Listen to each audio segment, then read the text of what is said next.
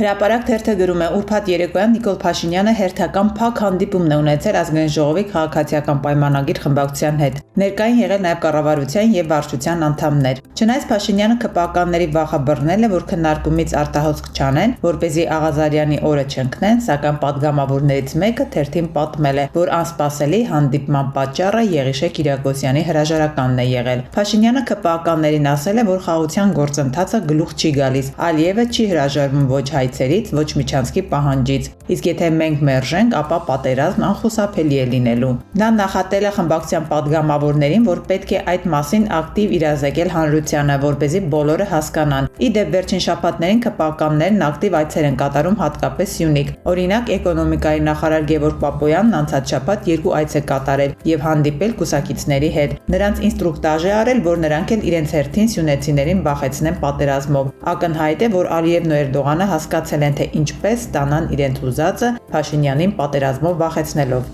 Գրում է թերթը։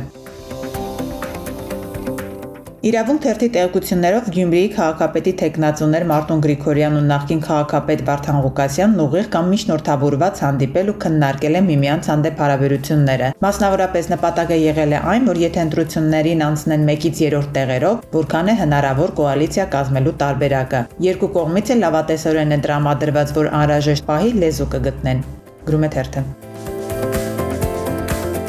Ժողովուրդ օրաթերթի տեղեկություններով Փաշինյանի Գյումրի կատարած այցից հետո ուժային կառույցները նոր քաղաքական հրահանգ են ստացել, կոմպրոմատներ հավաքել ընդդիմախոսների շրջապատի ներկայացուցիչների վերաբերյալ։ Ըստ այդմ ընդդիմադիր կուսակցություններում եւ դաշինքներում ընդգրկված ցուցակների անձանց մասով կոմպրոմատների փունջը պատրաստվում։ Քաղաքական հրահանգը քաղաքացիական պայմանագրի թեկնածու Սարիկ Մինասյանի ոչ հարազատ եղբոր միջոցով կիրագործվի, որը մարզում հայտնի Շիրակի ազգային անվտանգության ծառայության վարչության պետ Կամո Ներսիսյանն է։ Փաշինյանն ամեն գնով պատրաստվում է Գյումրիում իշխանությունը վերցնել անգամ ցուցարարներից մարդ գողանալով։ Գրում է թերթը։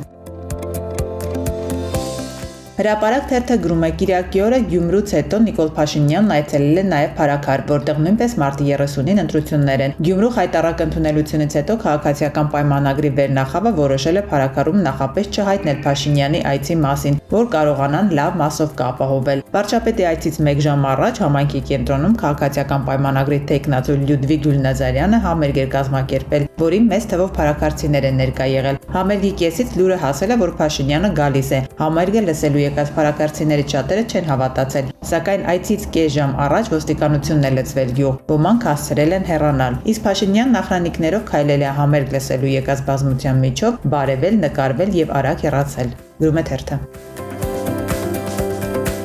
Փաստ թերթը գրում է. պարզվում է 2024 թվականին Հայաստանը եղել է ծաղիկների հիմնական մատակարարներից մեկը Ռուսաստանի համար։ Ռուսաստան ծաղիկների ներկրման 85%-ը բաժին է ընկել 3 երկրի՝ Նիդերլանդներին, Հայաստանին եւ Բելարուսին։ Թերթի տեղեկություններով այս տարի Հայաստանից Ռուսաստան արտահանվող ծաղիկների քանակը կրկնապատկվել է։ Պատճառը Սպայկա ընկերության կողմից աննախադեպ ծավալի կակաչի արտահանումն է Ռուսաստան։ Սպայկան այս տարի շոշափելիորեն ավելացնելու է ծաղիկների արտադրության քանակը։ 2025 թվականին Հայաստանը զգալիորեն կմեծացնի դեպի Ռուսաստան ծաղիկների արտահանման ծավալները, էապես բարելավելով նաև արտահանման տոկոսային հարաբերակցությունը։ Գրում է թերթը։